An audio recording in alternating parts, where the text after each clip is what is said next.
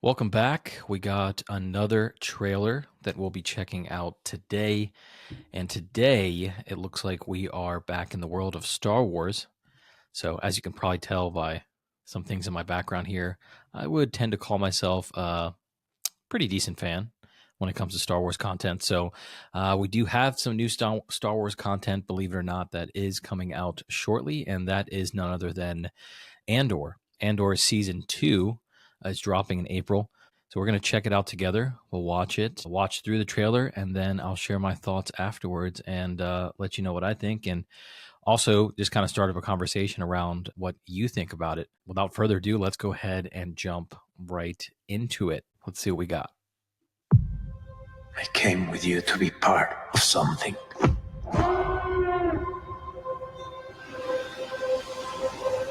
The Empire cannot win. Facts. Got Saul Guerrero. It's a different kind of mission. If it goes up in flames, it will burn very brightly. But if I'm giving up everything, I want to win. We have to. We must stand together. We will be crushed. I tell you what, visually this looks Resistance is absurd. great. We got Krennic.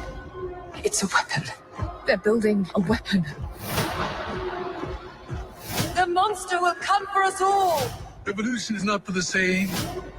You're right here, and you're ready to fight. There's a future here for those who dare.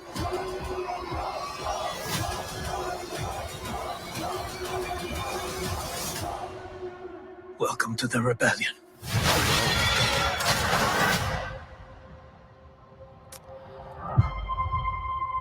All right. Okay. I like what I'm seeing. I mean, for one, it's probably worth mentioning that I was a fan of Andor. I know Star Wars nowadays can be quite contentious, depending who you ask, depending on what comes out. I know we caught kind of some heat before when we gave our thoughts on the first Acolyte, the series, The Acolyte. We did a trailer reaction to that, Brian and I, and it was uh, not received as well. As a very contentious topic. But I feel like Andor has been, at least in my opinion, one of the more solid series, one of the more solid Star Wars series. Say that 5 times fast.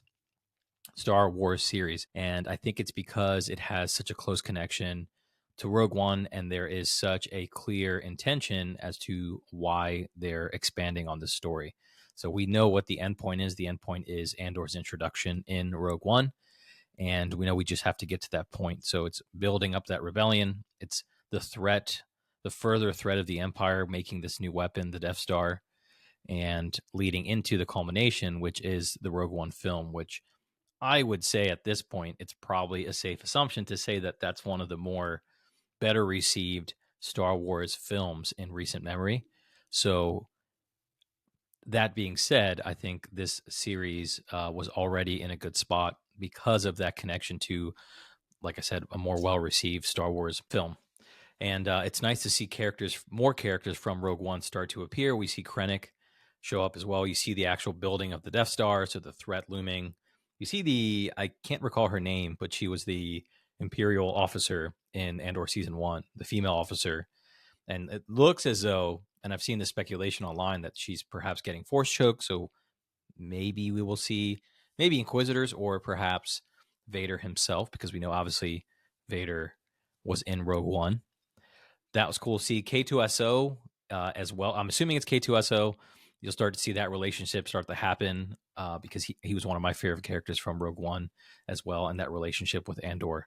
So it's nice seeing kind of Andor build his reputation to what we then see in Rogue One. And this series, I think, has been so complimentary to Rogue One that you could watch this and it makes me want to go back and rewatch Rogue One because you're going to find little tidbits and get background on little things here and there.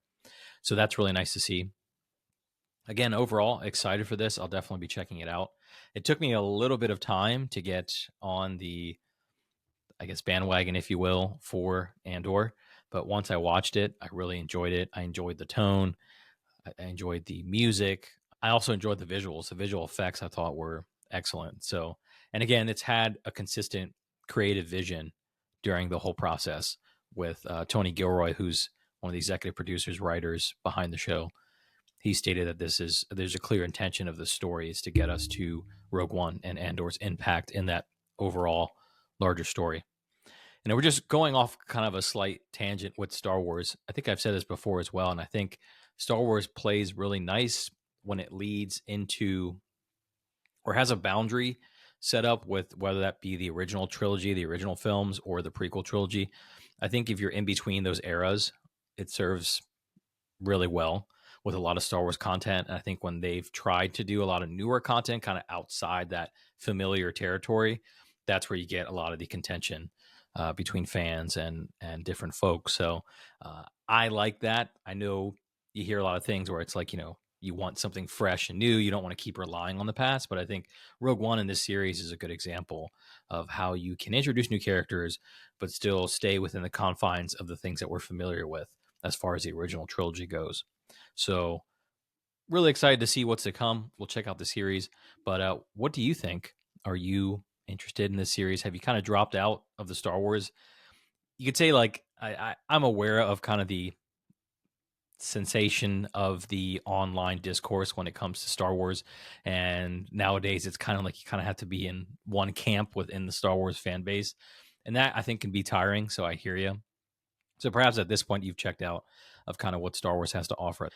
Andor to me was kind of a shining light because it harkens back to something that I said that I felt was more well received, which was the Rogue One film.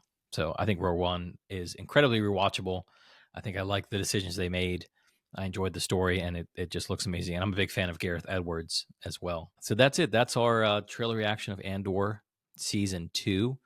Let us know in the comments below what you think. Are you excited for this? Do you feel like you've kind of checked out? Do you share in that sentiment that perhaps you kind of checked out with Star Wars and you're kind of just maybe you'll visit it at some point, but not really in a rush to visit it? If that's the case, I completely understand.